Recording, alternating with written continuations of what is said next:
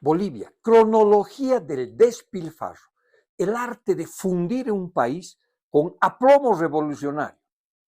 Érase una vez un país, Bolivia, que como una abuela prevenida había juntado con mucho esmero unas modestas joyas de oro y dólares en su cofre, por supuesto.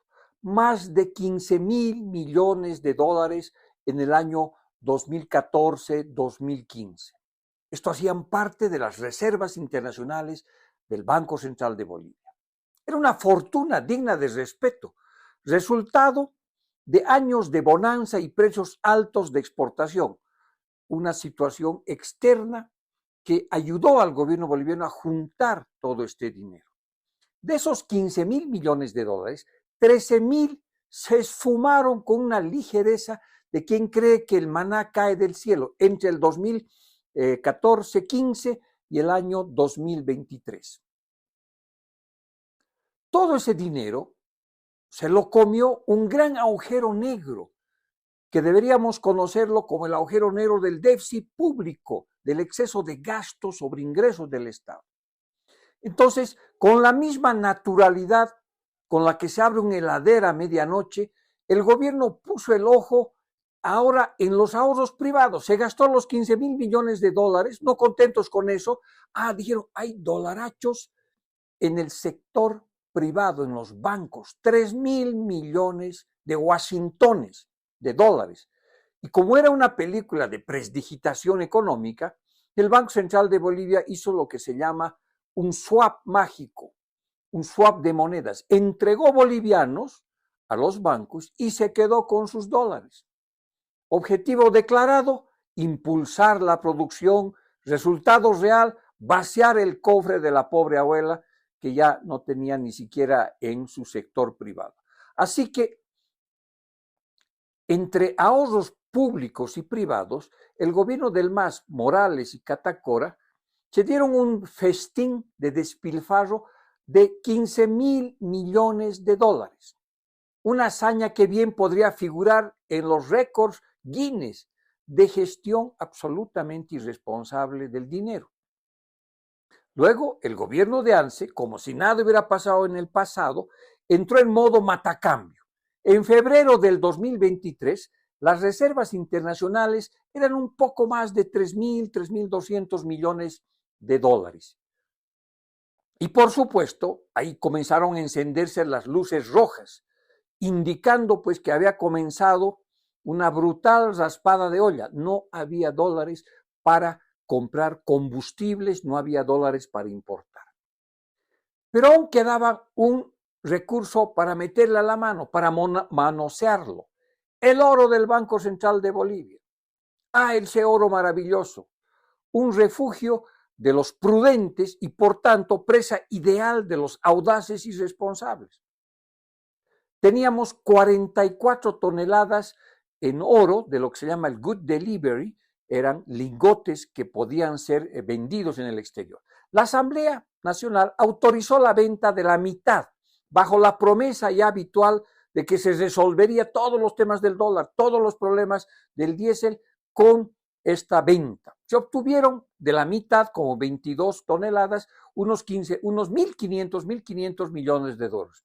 Repuestos, jamás. Utilizados con eficacia, tampoco. Se usaron más bien para prolongar el espejismo y decirnos que había dólares. Bicicletearon con esos dólares con ese oro que compraban, lo volvían dólares y lo volvían otra vez oro y así sucesivamente. Después aparecieron, ¿no es cierto?, 200 millones de dólares que deberían asegurar pensiones futuras y se trajeron para calmar las angustias presentes. Esos 200 millones de dólares duró una salva de cohetes. Alivió un poco, ¿no es cierto?, por algunos meses y no pasó absolutamente nada. ¿Se resolvió el tema de la gasolina y el diésel? No. Y entonces el canto de la sirena de los créditos externos. Ahora sí, no se preocupen. La Asamblea aprobó por presión del gobierno 4,000 millones de dólares y no lo ejecutaron. Después, ahora hace meses que andan pidiendo otros 1,000 millones de dólares. Por lo tanto, no se ejecutó ese dinero y no entró a la velocidad suficiente los dólares. Todos los caminos, por supuesto, en esta situación llevan a Roma, perdón, al agujero negro que es el déficit público. Porque en Bolivia el dinero no se gasta, se evapora, especialmente si son dólares. Y ahora, como en una escena final de esta tragicomedia, el gobierno de Arce Catacora anuncia que empeñará las últimas joyas de la abuela. ¿Se acuerdan que habían 22 toneladas que habían sobrado la anterior vez? Esos 22 toneladas de oro restantes, por una vez más, dirán, para resolver el problema de los dólares y el combustible, no se preocupen, todo va a funcionar. Bueno, como van las cosas, no lo creo. No sería extraño, entre tanto, que mañana propongan rifar el Illimani o pidan a los ciudadanos que hagamos una vaquita y le entreguemos pues nuestros dientes de oro, los anillos, los topos de oro, los aretes, esas tremendas pulseras que usan nuestros hermanos venianos, todo lo que brille. ¿Para qué? Para que lo empeñen. Ahora sí vamos a resolver el tema de los dólares y del combustible. Pero no pasa absolutamente nada.